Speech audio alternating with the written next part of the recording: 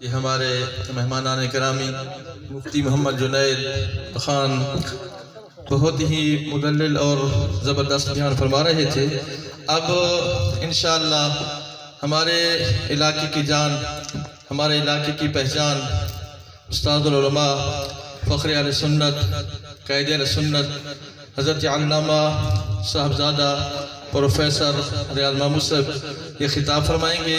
ان سے پہلے تمامی حضرات جتنے بھی یہاں تشریف لے آئے، دل کے تہ گہرائیوں سے خوش آمدید کہتا ہوں، خصوصاً صاحبزادگان، صاحبزادہ والی شان حضرت علامہ صوفی باصفا پیر محمد احسن عثمان مظہری، اور ساتھ ہی آپ کے برادر اصغر حضرت علامہ پیر طریقت راہ بشریت صوفی محمد اشرف مظہری، اور پیر طریقت راہ بشریت حضرت علامہ پیر غلام محی الدین صاحب دامت برکات القدسیہ، ان تمام کا دل کے تہ گہرائیوں سے شکریہ ادا کرتا ہوں۔ اب تمامی حضرات کا استاد صاحب کے بعد انشاءاللہ دستار فضیلت ہوگی، تمامی حضرات تشریف رکھیں گے۔ دستار فضیلت کے بعد دعا ہوگی، دعا کے بعد جن ساتھیوں نے مالا پیش کرنا ہے وہ بعد میں کریں گے۔ تمام ساتھیوں کا بہت شکریہ۔ بسم اللہ الرحمن الرحیم نحمدہ ونصلی ونسلم علی رسولہ الکریم اما بعد فاعوذ باللہ من الشیطان الرجیم بسم اللہ الرحمن الرحیم شہر رمضان الذی انزل فیہ القرآن صدق اللہ مولانا العظیم۔ عزیزان گرامی، میرا کوئی تقریر کا پروگرام نہیں ہے، آپ نعت خوانی بھی سن چکے اور حضرت علامہ کی تقریر بھی سن چکے۔ اس تقریب سعید کی جو غرض و غایت ہے کہ جن عزیزوں نے قرآن پاک کو حفظ کرنے کی سعادت حاصل کی ہے ان کو دستار فضیلت باندھی جائے، تو میں سب سے پہلے اساتذہ کرام کو بھی مبارکباد پیش کرتا ہوں، اور جن بچوں نے یہ سعادت حاصل کی ہے ان کو بھی مبارکباد پیش کرتا ہوں کہ اللہ تعالیٰ دعا گو بھی ہوں کہ اللہ تعالیٰ ان کو یہ قرآن پاک ہمیشہ یاد رکھنے کی توفیق عطا فرمائے اور اس پر عمل کرنے کی توفیق عطا فرمائے، اور ان حفاظ کرام کے جو خاندان ہیں ان کو بھی مبارکباد پیش کرتا ہوں۔ ان کے والدین خوش نصیب ہیں کہ انہوں نے اپنے بچوں کو اس طرف رغبت دلائی اور یہ اپنی منزل مقصود تک پہنچ گئے۔ قرآن پاک اللہ کے محبوب کا ایک عظیم معجزہ ہے۔ دیکھیں دیگر انبیاء کرام دنیا سے چلے گئے پھر ان کے معجزات بھی ان کے ساتھ چلے گئے۔ موسیٰ علیہ السلام کا عصا اژدہا بنتا تھا، موسیٰ علیہ السلام اس دنیا سے تشریف لے گئے، ہو سکتا ہے وہ عصا کسی میوزیم کی زینت بنا ہو لیکن وہ اژدہا نہیں بنتا۔ لیکن قرآن پاک اللہ کے محبوب کا وہ معجزہ ہے جو قیامت تک کے لیے باقی ہے، لیکن اس کے نزول کی وجہ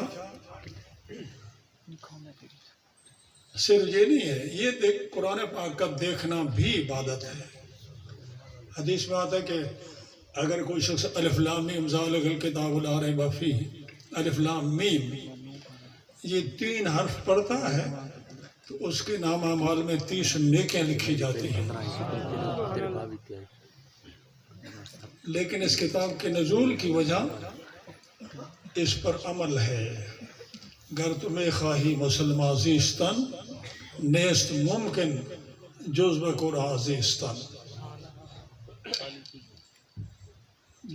جب تک مسلمان قرآن کے اصولوں پر عمل پیرا رہے وہ دنیا کے مقتدا، پیشوا اور دنیا پر غالب رہے۔ تنزل کی وجہ، زوال کی وجہ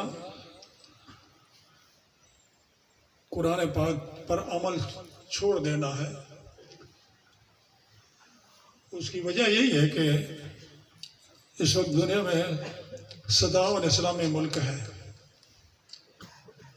لیکن کسی میں بھی اسلامی قانون نافذ نہیں ہے۔ اپنے ملک پاکستان کو دیکھ لیں، اسلام کے نام پر بنا ہے۔ پاکستان کا مطلب کیا؟ لا الہ الا اللہ۔ لیکن 74 سال گزر گئے، عدالتوں میں انگریز کا قانون ہے، پولیس کے پاس انگریز کا نظام ہے، بلکہ مغربی تہذیب اتنی غالب آ گئی ہے کہ آپ کے ہر کالج سکول کی وردی وہی انگریزوں والی ہے۔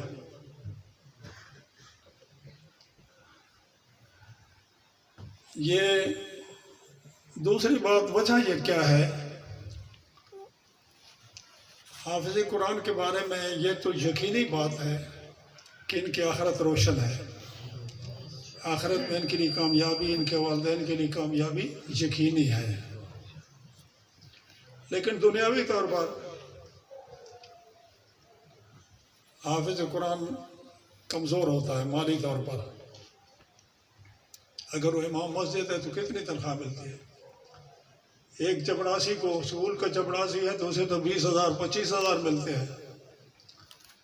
ہم خود دیکھ لیں کہ ائمہ مساجد جو قرآن پڑھاتا ہے بچوں کو یا آپ کو نماز پڑھاتا ہے اور اس میں قرآن سناتا ہے، اس کی ہم کتنی خدمت کرتے ہیں۔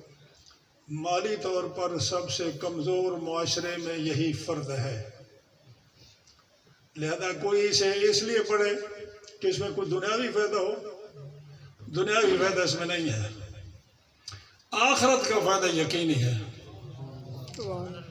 لیکن جان لیں کہ یہ دنیا فانی ہے، جو ہمیشہ رہنے والی زندگی ہے وہ آخرت کی ہے، لہذا کوئی گھاٹے والا سودا نہیں ہے۔